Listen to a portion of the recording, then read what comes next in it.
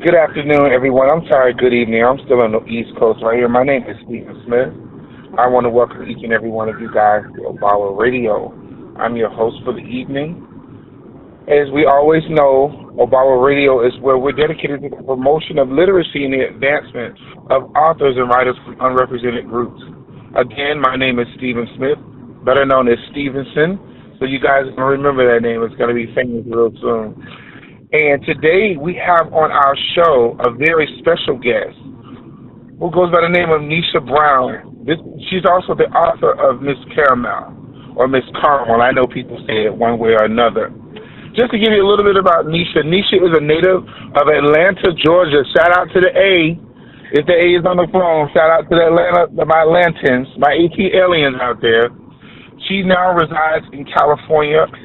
She's been there for the past 10 years. She's developed a love for writing in elementary school after being a major bookworm herself and spending most of her spare time reading. I can't wait to find out what made her become a bookworm because, sometimes we're pushed into it or sometimes our parents make us read because I was forced to read. I couldn't even watch TV until it was that time. She was always that kid that had a great way with words. Even though she was a cheerleader and a straight-A student in her adolescent years, she developed a wild teenage lifestyle that landed her in juvenile hall and the foster care system. Oh, the journey. Oh, the journey. So in the system is where she crafted her writing skills, even more because this was all she could do. Her first novel, Miss Caramel, took her 5 years to write after a situation where she lost her home, had no computer, and had to live in her car. Oh my gosh, we have similar stories, but we'll get into that later. Her ultimate goal as an author is to tackle real-life issues with women in general, such as stripping, drugs, homelessness, low self-esteem, prostitution, bad relationships, and overall self-worth. Nisha takes pride in motivating others, and in spite of the dark past, she takes part in being quirky, funny, and fun.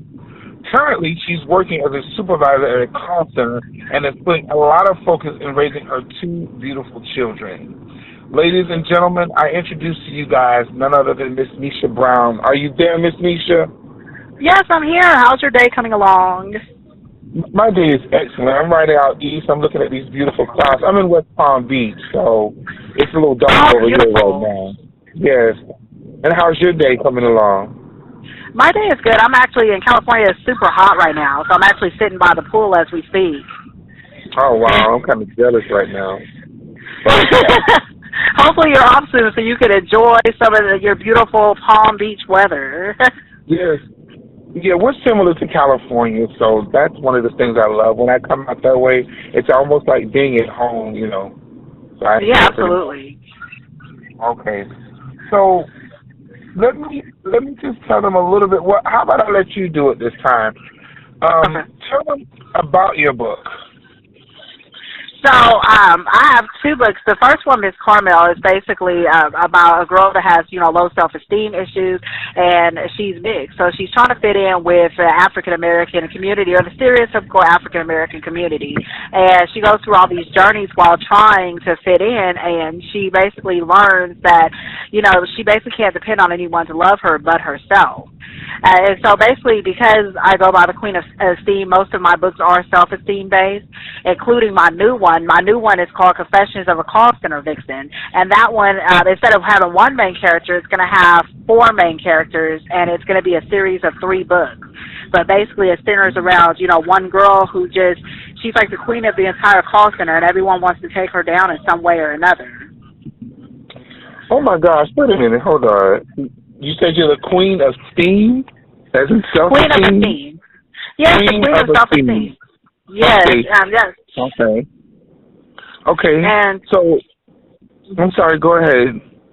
Oh, no, I was going to say, I got that nickname because I've went through so many bad self-esteem issues, and now, I look back and half the things that I went through, I wouldn't go through now, and I hope to help other people, that's had the same issues, because self-esteem is something that's not really talked about as much, but that will take you down quicker than, a drug problem or an alcohol problem or anything like that, because it's how you look at yourself. And if you don't look at yourself in a positive way, then you won't treat yourself very positive and open yourself up for positive people in your life. Exactly. Now, I know I got to get to my questions, but I mean, you got this ball rolling right about now for me. So when I read about the book, does any of this have the book have anything to do with your personal life, or is this something that you viewed throughout others to write this type of a book about Miss Caramel? It's a little bit of both. So some of it is on others. Some of it is stuff that, I made up. Some of it, is based on, things, personal things about how I may have been feeling about myself at a time. And just basically watching other women go through a lot of things. Being in the homeless shelter, too, I met a lot of women that had a lot of different stories. And, some of the stories that these women told me about how they landed there, it made me lucky about, the reason that I landed there, because they were going through so much worse things than me. I saw so many things in the homeless shelter.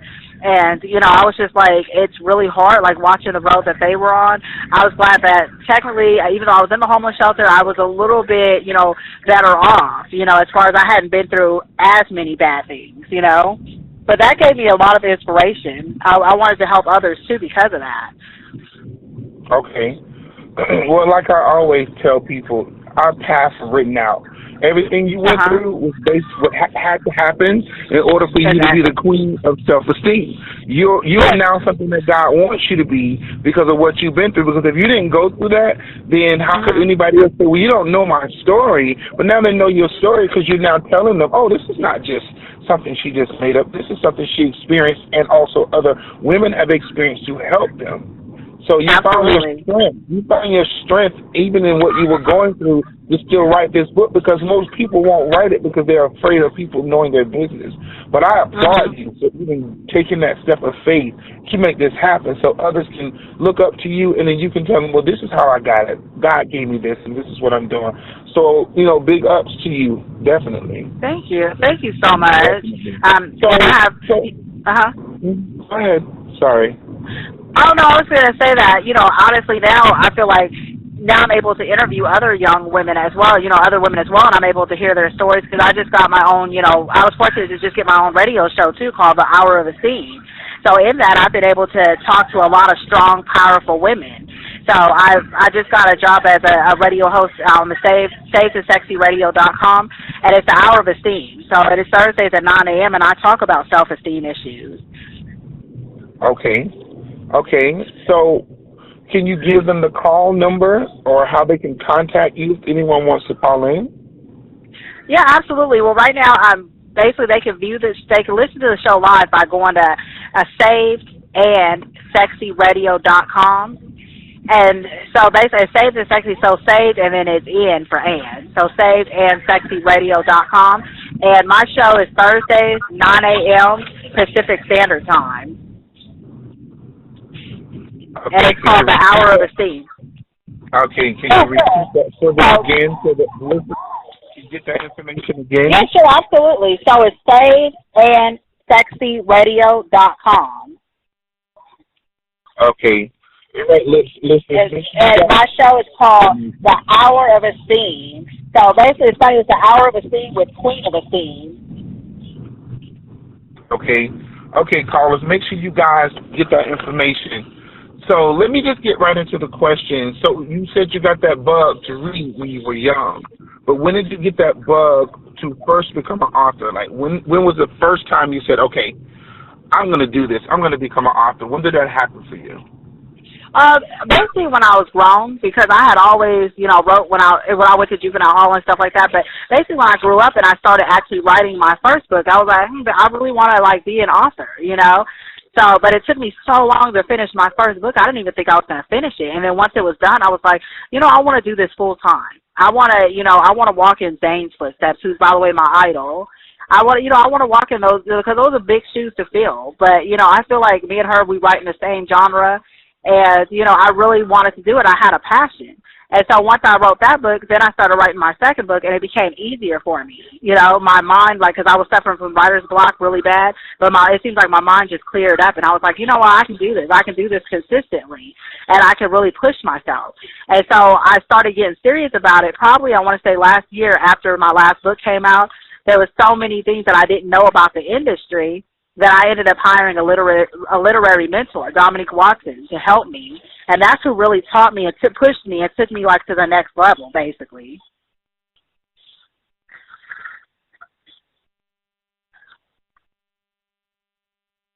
Oh my God. Hello? Are you having the right mentors? I'm sorry. By you having the right mentors and having the right people in your life, it helps you to, launch what you were going to do. It's just something you need someone to help scratch that itch pretty much. Exactly. Yes. As you go into the industry and stuff like that, you do meet a lot of people that want to help you out. Like Dominique Watson, she opened up the doors for a lot of things, and now I'm working with two of the best co-hosts, Susie Newton and Tony Russell. I mean, I'm working with them on my radio show. They gave me a chance, just because they saw what I was doing, and they're powerful women as well. So I was like, I'm meeting so many powerful women now that I do what I do, and it's mind-boggling. It's like a dream come true right now.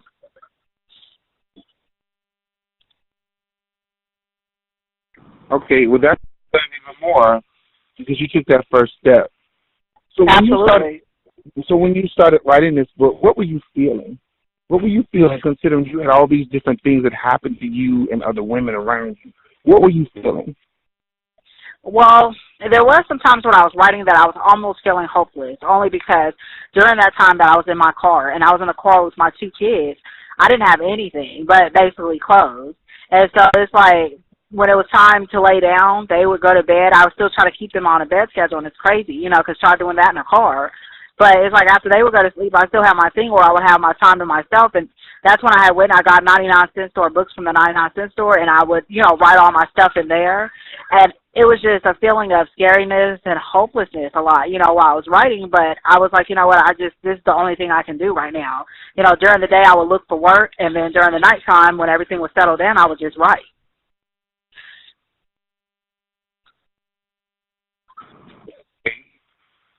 So throughout all that, you just realized that I just got to push through this. It was something that was raising up in you to say, okay, I got to do this. You couldn't even see what was going to happen down the pipeline of your future. But you realized that whatever it is, there's a purpose behind this thing. And I say it every time I'm on this show, our pain produces our purpose produces pain.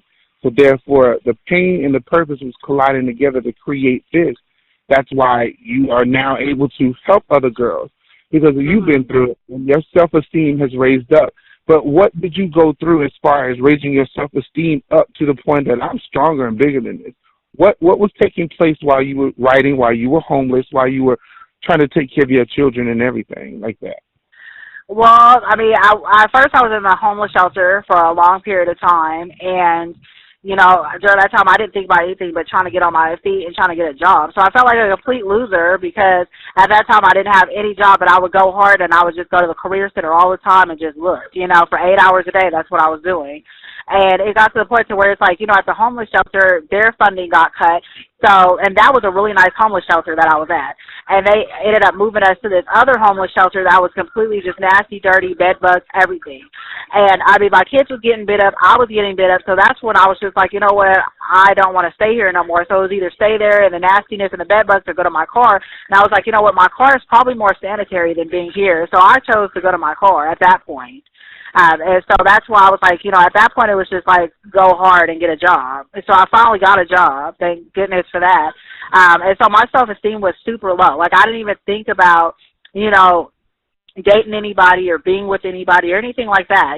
Guys, they would try to talk to me all the time because I didn't look homeless. I would still keep myself up and everything, but it was just wasn't there, And, before that, I went through a lot of self-esteem and self-doubt just because of things that I went through with my daughter's dad, as far as him having a whole double life and cheating on me with another female. And I went through things that I look back on and I was like, I was so stupid. It got so bad, it got to the point where my daughter was just born and she was like 2 months old at the time. And I would drop him off at work and then I would say, you know what, I'm going to make sure you don't go to the other female's house because he would visit her on his lunch break. So I would literally sit outside his job for like his 8-hour shift and make him spend lunch with me and make him do all this. Mind you, I have my 2-month-old that I'm breastfeeding with me as well. And so it got to the point his boss was like, hey, do you want to come in? Like, he started feeling bad. He's like, let your baby mama just come in and sit inside the job, And I look back on that, and that was like 9 years ago, and I was like, I am not that same person. I would have let that go, like, within a month. I would never do that now, So I look back on that, and I'm like, oh, my gosh, did I really do that, You were young. You had a baby. You had a mate. it was a part of the growth process.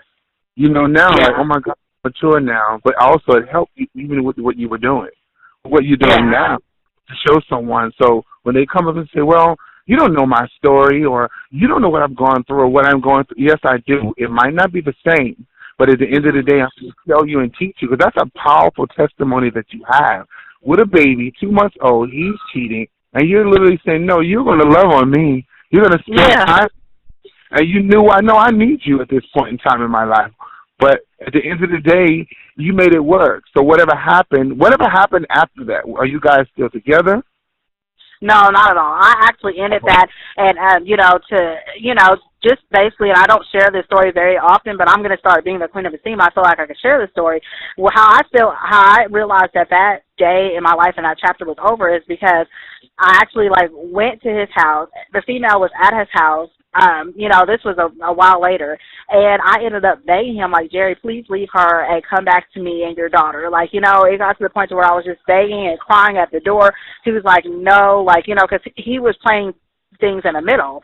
So he was just like, no, trying to make himself, not get in trouble with her. And after that, after I left his house, I was like, you know what, I'm done with this. I just completely cut it off. That's when I realized, I was like, you know what, it's really over. And the weird thing is, 6 months later, he tried to fix the family with me, and I was like, no, I'm good. I don't even want any part of it no more. Okay, that's good. That light came on in your head. So during Yeah. that time and everything that was going on with you, did you ever feel like giving up on writing this book, or giving up on life, or anything like that? Yeah, all the time. I thought about, giving up. There was times that, even in writing the book, that's why it took me 5 years, because I think I would go, sometimes 2 months and not write on it. I'll be like, oh, I think I'm going to write something today, and I'm like, no, I'm not going to. Or I would just give up and be like, I'm never going to get out of this situation that I'm in. I'm never going to get to the top. I would think like that and just think negative, because I didn't see a rainbow at the end of the tunnel for me at that time.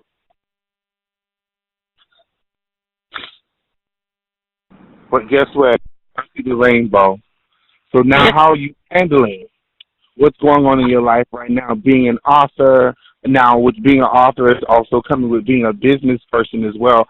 How are you handling both sides of that, in your life? Oh, I think I'm handling it good. Sometimes it gets, overwhelming, but now I'm a supervisor at my call center where I work at. I have a nice apartment, luxury car. I'm an author, I have the radio show. Everyone has so much faith in me. And, I'm a mom, too. I'm a full-time mom. And I'm in a relationship. So I also have a spouse. So I'm just, kind of getting everything together. And so what I do is I have to kind of prioritize everything. And somehow I'm doing it. It's like I'm on pilot mode. I do everything now. And I'm really, looking back, I'm really proud of myself because I don't let anything go. And I really go hard when I focus on something. Today's society, we know that a lot of people are dealing with social media, which is catapulting a lot of careers instantaneously. Have you found your niche when it comes to social media?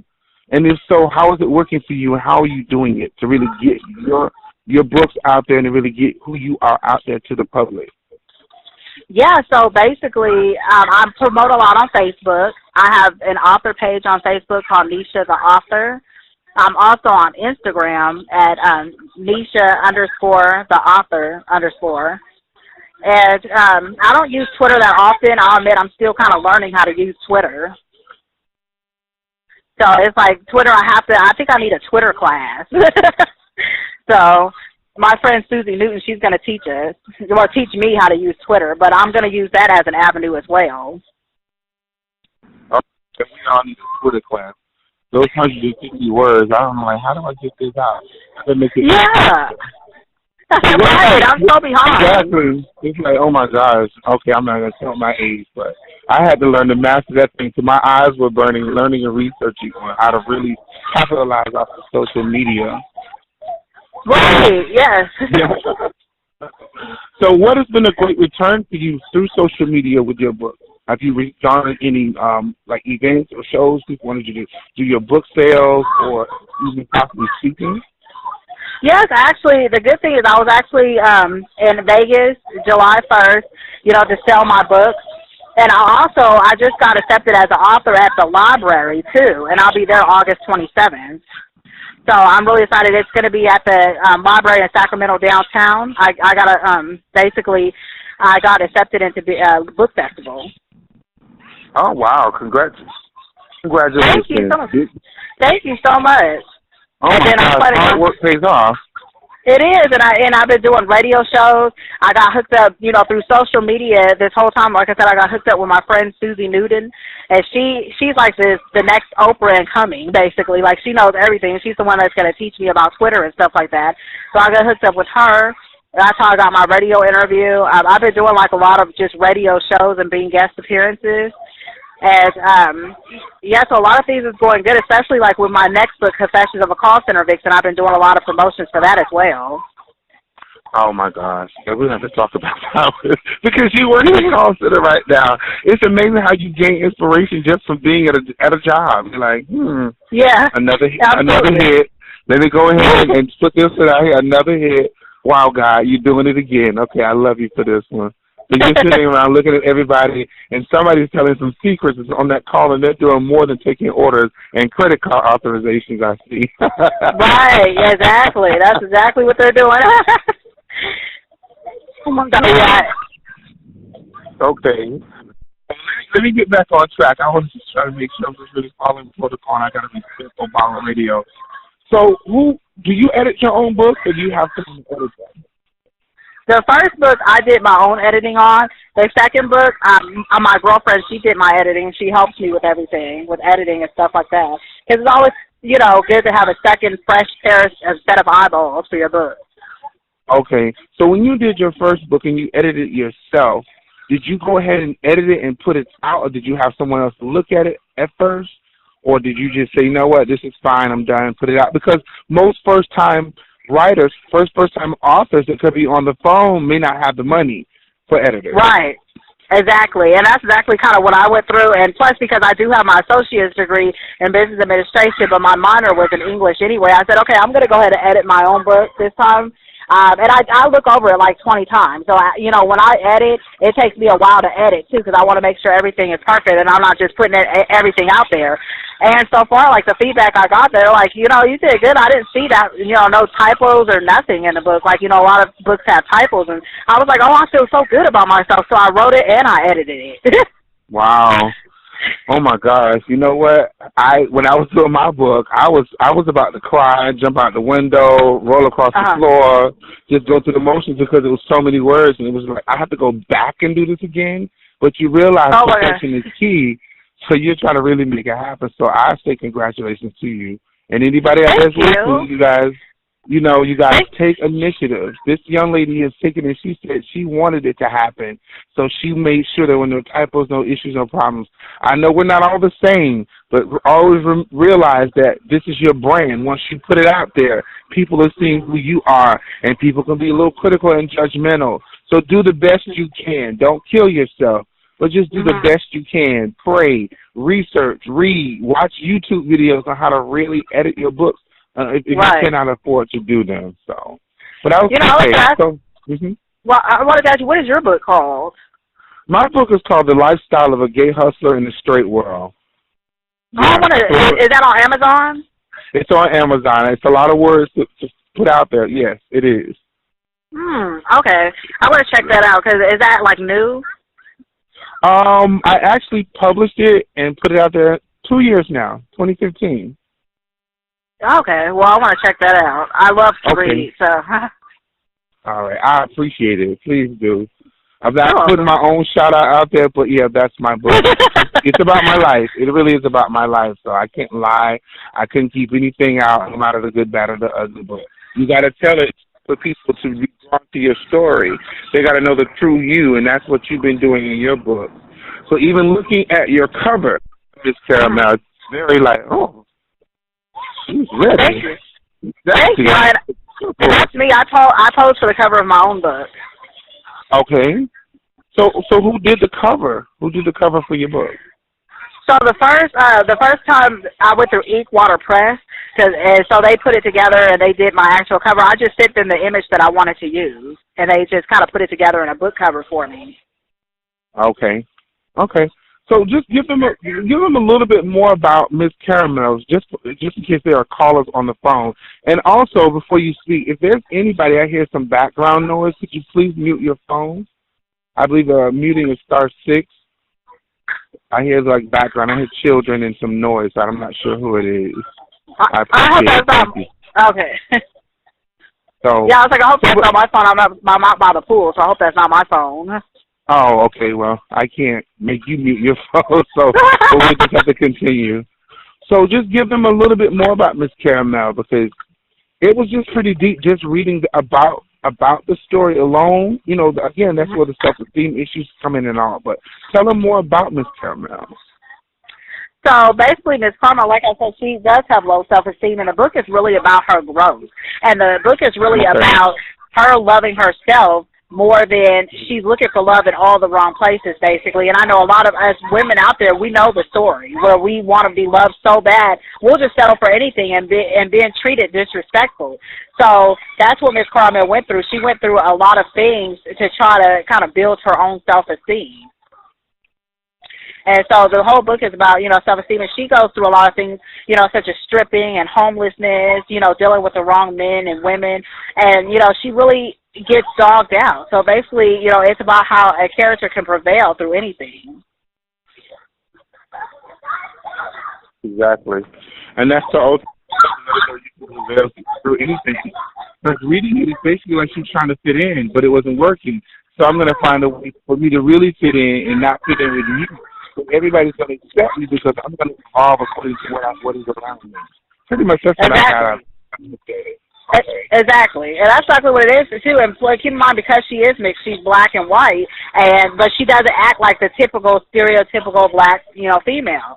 And so basically, you know, it has a lot of, you know, racial issues as well. You know, just to know that just because you are an African-American female, you're not supposed to act like a typical African-American female. Like, how is African-American females act? You know, everybody has their own personality, their own character. There's no one way that someone, to me, can act black or white, but it's just like we put stereotypes on that for so long, you know?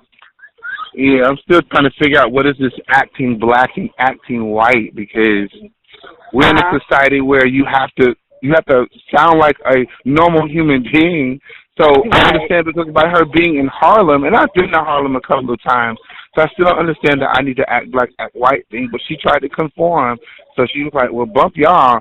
I'm not gonna fit in. I'm gonna conform, and everybody's gonna love me regardless of my color, because I'm gonna be who I'm gonna be." So you guys, make sure you guys go out there and get her book. You will get more information at the end of the show as to how you can contact Nisha as well as to purchase her book. So,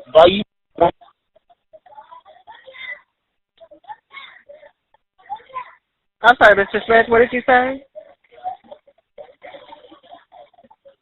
By you being a woman of color, what inspires you the most? Well, just basically seeing women, you know, succeed, period, you know. And that's just period, point blank, you know, seeing women not taking advantage of it, seeing women, knowing that women can do things themselves, you know, independently, you know, and just have women with high self-esteem. That's the best motivator ever, you know.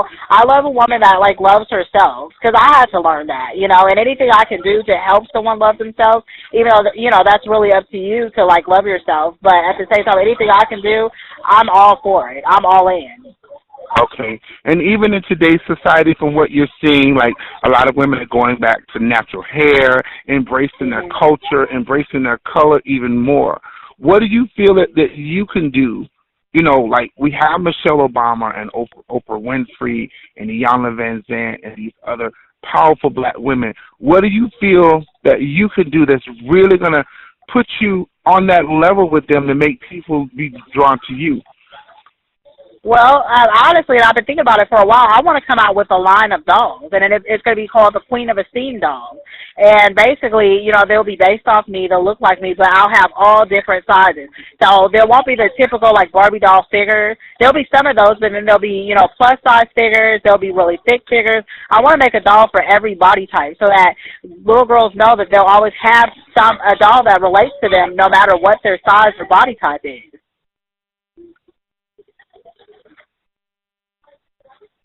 Really do. Thank you. I think that's amazing because Yeah.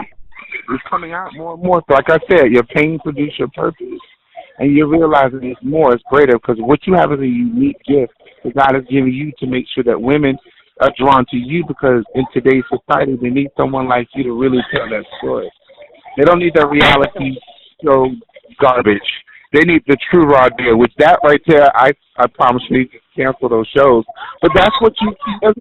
How do you feel about that? When you see your beautiful black queen on television acting that way, and here you are trying to build self-esteem, but they're showing we're going to fight, eat expensive lunches, drink expensive champagne, wear fabulous designs, and fight each other. They're society to us like, oh my gosh, what's really going on? But yeah, absolutely. You know what? I can't even say it because I do sometimes watch reality shows and I love them. Shout out to my favorite reality star, Jocelyn Hernandez. I love her to death. But as far as your question, and I find that most of them, and I look at it, it's always over a man. And I feel like, these are beautiful women, and not only are they beautiful, but they have a brand, and they have, they're smart, they have careers, they have everything that, most women want. They don't have to fight over a man. They don't have to act like that. They don't realize they can have their pick out of anybody that they want, So that's the thing that, kind of bothers me is because, these women, they should have way higher self-esteem than what they have because they're all beautiful, every last one of them.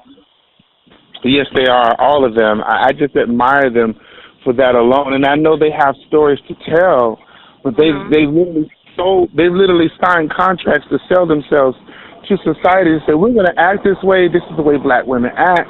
But then we have someone like you and other great black women. I'm not downing my sisters. I just want them to stop showing society and making them think that this is the way you guys act. That's not the case. That's why I love that you can write your stories and tell your truth. And they need to tell their truth as to why they act like that because, like I said, there's always a root to the issue that's going on. So segue. Go ahead. You want to say something? I was going to say, absolutely. And I was just going to say I would like to, have a reality show, but the reality show would basically be, the Queen of Esteem, basically. And what it would do is it would just show the flip side of things of women, doing what they're supposed to be doing. And, it would show more of their brand versus, relationship issues. And that would be really nice because it really bothers me how the women are treated, but at the same time, they're also allowing themselves to be treated that way. Because if they just walk away and the men see, hey, you know what? She's not playing around, then, I think that they would come around, Exactly. So hopefully you will have a successful show because drama sells. And that's what they want. They want drama. Yeah. But you can still have drama. Iyanla has drama on her show, but it's not like how they do it on Love and Hip Hop and whatnot. But she has some drama too. But her drama comes along with wisdom. Also, absolutely. So when they try to approach you with that, go, okay, let me sit down and talk about it, and let me get my vision together, and we'll go from there. So my next question to you is, who is your biggest influence? Definitely Zay, because I've read all of her books, and she's always been someone that I look up to as a favorite author. I would love to meet her someday and even do a collaboration or something with her because just, listening to her story and listening to, how she was a single mom and she used to write after her kids went to bed at night. And so I feel like our stories was kind of like similar. I don't know if she was ever homeless or anything like that, but, it's pretty much our same story. And I just look up to her because where she was then and how she is now, I think it's amazing. And her writing is just amazing. Yeah, she's raw. She's definitely raw, and again, based on what you've been through. Because people need to, like they say, tell your truth. People to know your truth. So that's why you're drawn to her, because she tells the truth. Exactly. So I know we talked about your past. We talked about what you've been through and how you had to make money, what you had to deal with, the homelessness and all that. But have you ever done something in your past that you regret? And also, how did you get through it? Well, honestly, like I worked at the strip club, but it also went into escorting as well. And the only reason that I would say that, I regret it to this day, is because I did go through stuff like, the only negative thing that really happened to me was I got robbed. And so that's what made me really quit escorting, because I realized that it probably wasn't the safest way to just live my life. And I wouldn't say that I regret it, because like I said, I did meet a lot of, good people that took care of me and stuff like that back in the day. But I would say, looking back on it, that's not something that I should have, avenue that I should have ever taken, because I have a daughter and I wouldn't want her to do that. Of course. Now, do you feel like you may have to tell her about that? I mean, considering because your books are written as if it's not you, correct? Correct. So do you feel like that's something you would ever tell her if it were to come up? Because you know how family could be. You know how people can be. So do you feel like you would tell her if she asks or if it comes up or before that family member that wants to be extra special, crispy, with a side of ketchup on it, to tell them about your life? Yeah, I definitely would. I mean, because, like, my son, he's older, so he was with me through a lot of things, so he knows more than what my daughter knows. But if it came up, I definitely wouldn't lie to her, because I want to have a good relationship with my children. Okay. So we've already talked about this, how you got through the tough times. Even now, if life throws you something a little hard right now, by you being the queen of self-esteem, because I got to go back to that. How did you really get through it? Like, what were the key factors that helped you get through those tough times? Well, basically, I went through therapy for a little while, but basically kind of just believing in myself, and just when I would get depressed, I would just either write or I would read or I would try to put myself in a happy place and just think, like, there's a lot of women that is worse off to me. So even when I was homeless, I would think like that. There's a lot of women that kind of, they are, I don't want to say bad moms, but, they're drug addicted. They don't care about their children. Their children are in the system. And I'm like, at least, even though I'm going through hard times right now, I'm, one step ahead. It could always be worse. Things can always be worse. That's what I just kept telling myself. At least I have a car. This is what I used to tell myself all the time. At least I have a car. What if I would have had a car? Would me and my children just been on the street? Where would we have slept at? So, yeah, I'm sleeping in my car, but what if I didn't have this car? That's kind of how I would look at things. Yeah, you kept speaking over yourself. You kept speaking life. Correct. You kept speaking good things. You kept speaking positive things, because words are like a hammer. Once they come down, they're going to hit you. No matter how you release it, it's going to fill you up. So you kept speaking life. You kept looking at other situations and going, not that you were downing them. You were degrading. I'm better than that. I'm not in this. I'm not in that. So they kept you going, right? They kept their energy. Absolutely. They kept you fueled. You were fueled by your words. Again, I say people, words have power. The very words that you put from pen to paper, Nisha, makes a difference in the lives of people. The words you've spoken over yourself and your children made a difference. Even when your son sing that, he saw a strong woman of color, a strong mother. Yet and still now he's saying, wow, we went through, but look. And you left an impact on your son, I'm going to let you know that. Because he's going to find a woman like you. Oh, you're not like my mama? We say mama in the South. I'm a country boy. Oh, yeah, absolutely. I'm going to say mother and ma, because they always use ma in other references. Yeah. He found a strong woman, and he's going to want a strong woman. Like, again, I applaud you. And anybody that's listening on this radio right now, you guys realize you're greater than your struggle. You're greater than that storm.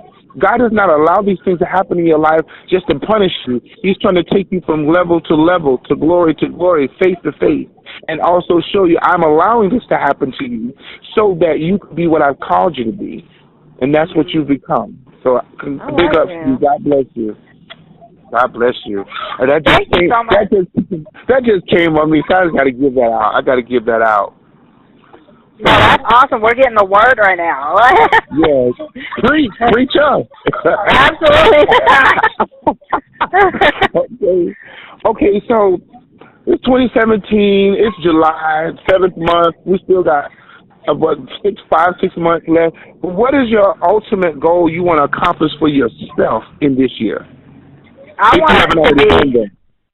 Yes, well, right now I'm an indie author. I want to be, I want to be signed with Simon & Schuster. My ultimate goal is to become a New York Times best-selling author. That's my ultimate goal. But, I got to hit the Amazon bestseller first. So that's my thing. So if anyone's listening, I want to tell everyone to support me. My book is available for pre-order for Confessions of a Call Center Vixen. But because I have to get my baby steps done, I have to be a best-selling author. Okay. Okay, so you're saying right now the Confessions of a Call Center Vixen is for free right now? No, it's available for pre-order. It's $1.99, but yeah, it's available for pre-order. It's $1.99 on Kindle. It releases August 21st, but I said it available for pre-order. Oh, okay. I'm sorry. My heart jumped a beat. I'm like, all those words and you're giving them away? No, we can't do that right now. That's a lot of words, people. Pre-order. Come on, it's only $1.99. Baby got to eat. Baby need a new pair of shoes. Right. Okay. We're going to make sure that you give that information out at the end of the show so they'll be able to go to the proper channels to purchase your books and also to connect with you on social media and your email and whatnot. Okay. So what do you have planned next? What's next for Nisha? What's the next big thing besides what you just discussed?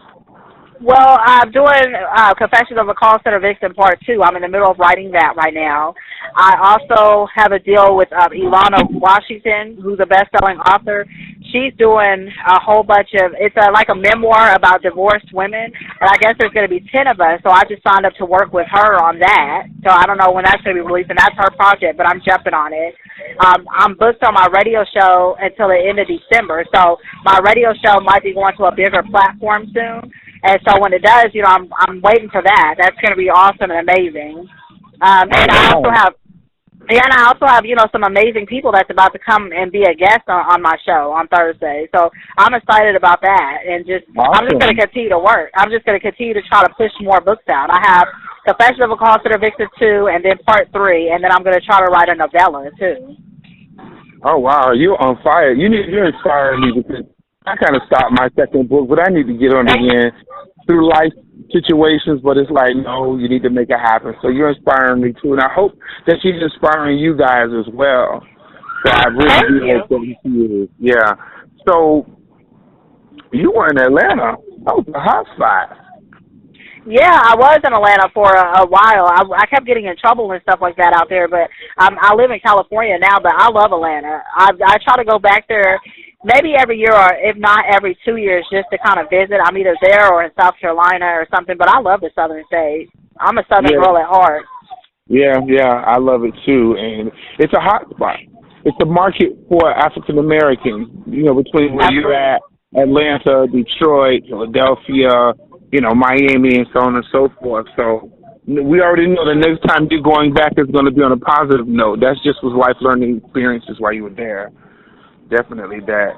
So have you had a book signing yet? If so, how did it go for you? I didn't have an actual book signing. It sucks because that whole thing I told you about in Vegas, I was actually supposed to do a book signing then, but the actual event I was going to got canceled. So it was one of those things where I was going to set up a table and just kind of, do my own thing in Vegas. I ended up selling, one book. But that's only because the length of time that I got out there, I drove for one day and stuff like that. By the time I got out there, it was nighttime and everyone was in party, mode and stuff like that. So I didn't really get a chance to do what I wanted to do, so it turned into fun. So hopefully, at this library event, I'll be able to actually do book signings. And of course, even though I haven't set up actual book signings, I still have people that bought books from me, and they was like, hey, can you sign my book? So I signed it for them. Okay. And what's the rewarding experience like when you do your book signings? Or people that have read your books and they come to your book signing, what is the rewarding things that you see that rewards you, makes you feel great? What is it that you hear when people talk to you? What is it that they put in your ear once they finish reading your book? Oh, I've heard so many things. I've heard your book is really good. It's amazing. I was just talking to one of my coworkers the other day, and she hadn't read the book yet, but she was like, I'm going to download it because I keep hearing from other coworkers that it's just amazing. You know, and that makes me feel really good because everyone's just like, you know, for that to be your first book, you know, your writing is so good, you know, and the storyline was really good. And the fact that I have all 5 stars on Amazon, that just makes me feel really good too, you know, just to know that I've created something that people enjoy. Okay, exactly. So now that your book is out there and you have these women that are coming to you about, you know, reading your book and this and that, has anybody ever reached out to you and once they read your book and said your book has changed my life, or they started changing their ways because they read your book? Have you received any news from any readers about that yet? I only had one person that said that my book gave them a lot to think about because of everything that the character went through. I mean, kind of related to her because of some stuff that she had went through with her daughter. Her daughter kind of was in the same thing, you know, prostitution and stuff like that. And she was just like, you know, my book is inspirational. And that's the key thing, and that's what we want to hear. So if anybody that's on here wants to give out our information, please make sure you guys do support her, because we know Obawa is all about supporting indie authors, up-and-coming authors, and people like ourselves. We need you guys. We're a community within ourselves. And once we support each other and promote each other, then each other will continuously putting it out there, and other people will be drawn to what we're doing. So you guys, I just give so much love to everybody that's on this radio tonight, that's listening to Ms. Nisha talk about her life and her life story. So here we go to this other book you got going on, because I want the juicy gossip details, the mess, the drama, the foolishness, the ins and outs. But when you're talking about you're taking a 15-minute coffee break, where are you really going? Because you don't even drink coffee. Yeah, absolutely. And I can definitely say because go ahead. Well, I can say that Confession of a Call Center Victim because it is going to be 3 books. It's a series of 3 books. I was writing, and as I was writing the second one, I was like, okay, the second one is even more raw than the first one. You know, like the first one's really, really good, but the second one is really, I'm really going to delve into the call center and how trifling some people, you know, really are that work at the call center. Yeah, hidden agendas. They have all these hidden agendas when they get on those phone calls at night. It makes me think of, have you ever seen the movie Girl 6? Oh, no, I heard that was a good movie, though. Is that real good? That's Watch the movie I was thinking about. It'll remind you of call centers. She was there to make those $12 an hour, but when she clocked out, she was making a lot more than $12 an hour. Oh, I want to see that. I forgot who was in that. Who was the main character? I cannot remember her name right now, but, oh, gosh, what is her name? And it was just a really good movie because it's like, yeah, they started hearing that sexy voice. They didn't know what she looked like on the end, which was she was beautiful, but they just started hearing the sexy voice, and the next thing you know, it was like, I got 2 jobs now. Yeah, right? When I leave this job, I'm going to another job, but I'm going to keep staying on this job because this job keeps getting me my John. Right. So, how long have you been working at the call center? And also, how long have you been working there? Well, I've been working there this would be my 7th year. In November, it'll be my 7th year. So, at what point did you start really paying attention to all of the shenanigans that was going on in the call center? What point when you started paying attention, and then what made you say, click, ding, light bulb, I'm going to write a book about this foolishness in here?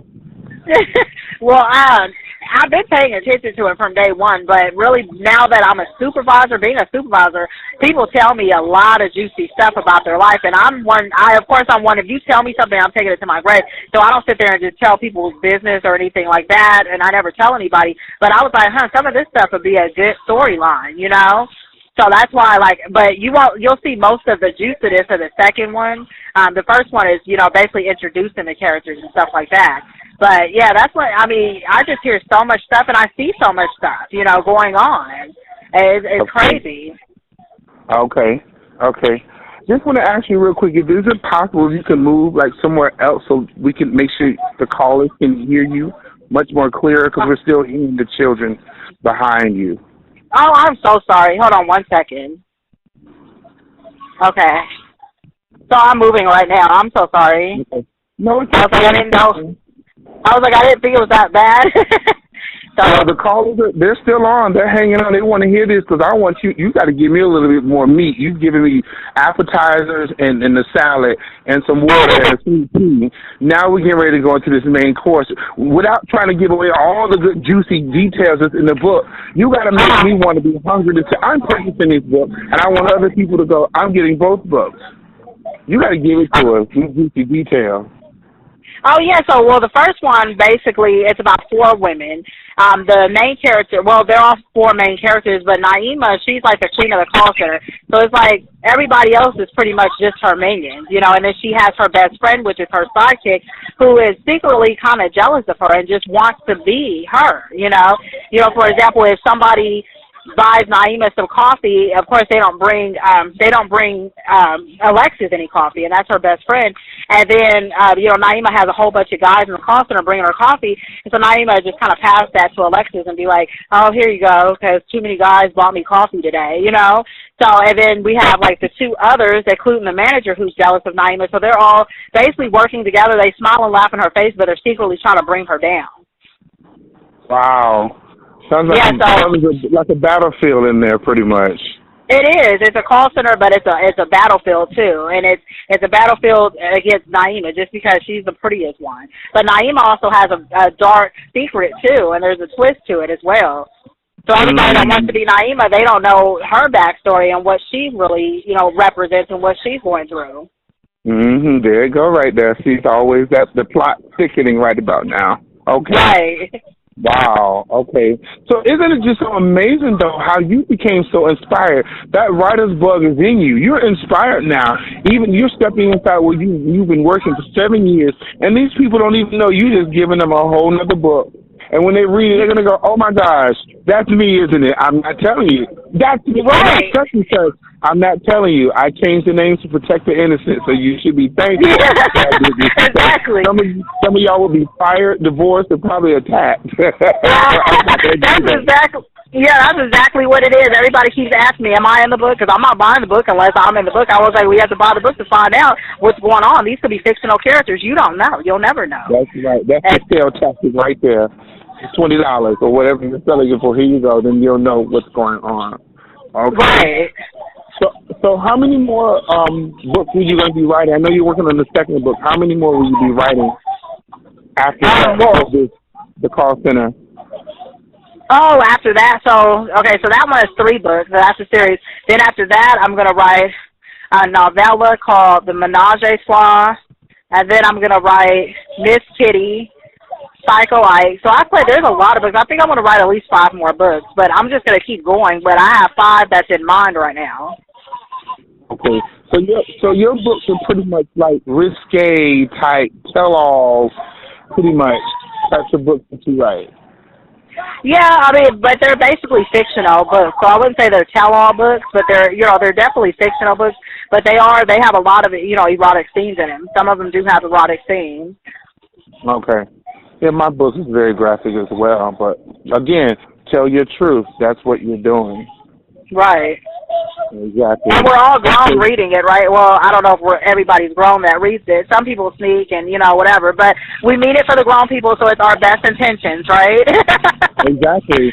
And you're helping. And you know what you're doing right now, Nisha? You're helping writers or authors that are on this line right now or want to be authors to say, I can, because some people could be ashamed or afraid or scared of saying those things, and it's being pressed upon them to do this book, to write this book, to let this out. Because I myself personally, I had no intentions of writing a book about myself until I had heard the voice of the Almighty say, write my book. And I was minding my business, watching TV, probably eating something because I love to eat. But at the end of the day, I had no intentions of writing a book. And I had to really ask him, you have to bring it back to my remembrance because it was so traumatic. And the things he brought back to me made me stop writing for a while because it was too much to rehash and revisit. And for anybody that's on here, that if you're hearing the voice of the Almighty, something's pressing in your spirit and your soul to say, do this book, no matter how tragic your life has been, no matter what you've been through, no matter what you've endured, there's a purpose behind your pain, and you have to get it out so someone can see what you've gone through and know that someone may have tried to commit suicide or want to commit suicide or been on drugs or whatever, to see how you came out, how you made it over, how you came through, how you survived it. And you're sitting here looking like you've been through nothing. You don't smell like the smoke that you were walking through. You don't smell like the fire, but you came out pure as gold. Yeah, because God kept his hands on you and allowed you to walk through that for his purpose. Because like I told Nisha, you guys, remember, God allows things to happen. He can stop or start whatever he wants. And if he allows you to go through it, or you would experience these things around you, and not all things we went through were bad, they were learning experiences. But he'll use your book to help you, to showcase people that I serve a real guy, and I went through all of this, and he still loved me, and he's using my books to tell the story. Like with your book with Miss Caramel. It's going to help women to really love on themselves, because that's the ultimate goal of this book. She started loving herself after trying to prove and impress and love others and try to fit in. She fell in love with herself, and people miss that point. If you don't love the man in the mirror, like Michael Jackson said, if you don't start with the man in the mirror, you've lost. Start and go before that mirror and speak life over yourself, and talk to self first before self goes to speak to others. Absolutely. See, I'm just getting the word all the way around today. Okay, yeah, well, you want to sow a seed, pay your tithes and offerings, I'll give you my PayPal information. But you know what, the beautiful thing is, I'm glad I can help you, whatever I said. I thank you for helping me. I thank you for helping all of the listeners that's on this call, because we all need this encouragement. See, and that's why we always love for you guys, for you to leave your information. They can personally contact you so they can be able to say, hey, sister, can you help me with this, help me with that? Sure, because guess what? You had minimal help, but the help came because Nisha spoke over herself. Absolutely. And Nisha got up and made it happen. So you gained your own strength. Like, I'm always using quotes, whether it could be from the Bible, it could be from an artist, it could be from whomever. But the song Whitney Houston said, I did not know my own strength until I crashed down and stumbled, but she did not crumble. Your strength came from God instilling it in you, and you became strong. Absolutely. So That's so true. I know we have a few minutes. Expound on that, because you're an author. You're doing something that's amazing. Expound on it for a few minutes before we close out, about the strength you gained through your turmoil and troubles. Like the strength that I have now, like I said, it's like I'm on pilot mode, because I know that I want to get stuff done, and I know I have goals that I want to experience as a mom, as an author, just in my life, and I don't let anything stop me. And because of everything that I went through, like, no one can tell me anything negative about myself, and I'll believe it, because I'll be like, that is completely not true, you know. And if you think that about me, then you don't know my story, or you haven't been listening to my story. And I'll tell anybody that I even deal with relationship-wise, like, I'm a queen, I won't even settle for being treated like a princess, because I've grown from being a princess to a queen. So if you can't treat me like I need to be treated, then you don't need to be with me. And so I've gotten way better relationships because of that. Come on. Absolutely. And again, if any of you women are listening, you know, you guys are queens, you know. You're not even princesses anymore. You know, you don't deserve to be treated anything less than a queen, because us women, we are all queens. We go through so many things, you know. And even as mothers, like, we go through things. If you think about it, when your kid gets sick at school, who do they call first? They call the mom. They leave the dad at work, and they call the mom first. You know, the dad is second on the list to get called, you know. So it's us. We have to go through everything. We go to work, you know. We take care of the kids. We have our hobbies. And at the same time, not to, you know, say anything negative about men, but you have to think about yourself as a woman, how strong we really are and how much we endure, you know. Exactly. Yeah, even my daughter, like me and my daughter, like, me and her dad have joint custody. I was just telling somebody, like, it was like last week, he was like, hey, you know, I know I'm supposed to keep her for one more week, but can you pick her up, because I'm out of money and I have no way to feed her. I'm like, dude, when I run out of money, I have no one to call. I have to figure it out, you know, but I went and got her, but still, you know. Exactly. So. Yeah, okay. Well, you guys heard it here. I'm so sorry. We're like out of time. But I got to give Miss Nisha this 1 minute, and I want you to tell the readers, the listeners, how they can contact you and reach you. Give them your information so they can contact you. Yes, absolutely. So I am on Facebook, like my page, Nisha, the author. I respond to messages on there. So it's Nisha, Nisha, the author. I'm also on Instagram. So it's Nisha _the _author. And also I have my website. It's queenofesteem.weebly.com. And then both of my books are available on Amazon.com, and that's Miss Carmel and Confessions of a Call Center Vixen. You can get both of those on Amazon.com. Miss Carmel is available on BarnesandNobles.com and Goodreads.com as well. Okay, ladies and gentlemen, you heard it here first. Miss Nisha Brown, Carmel is the book, and then you have the Confessions of a Call Center. What was it called again? I'm sorry. Okay, Confessions of a Call Center Vixen. The Confessions of a Call Center Vixen. Yeah, money, money, money on both ends. You guys, please reach out to her, purchase her books. We thank you guys very much.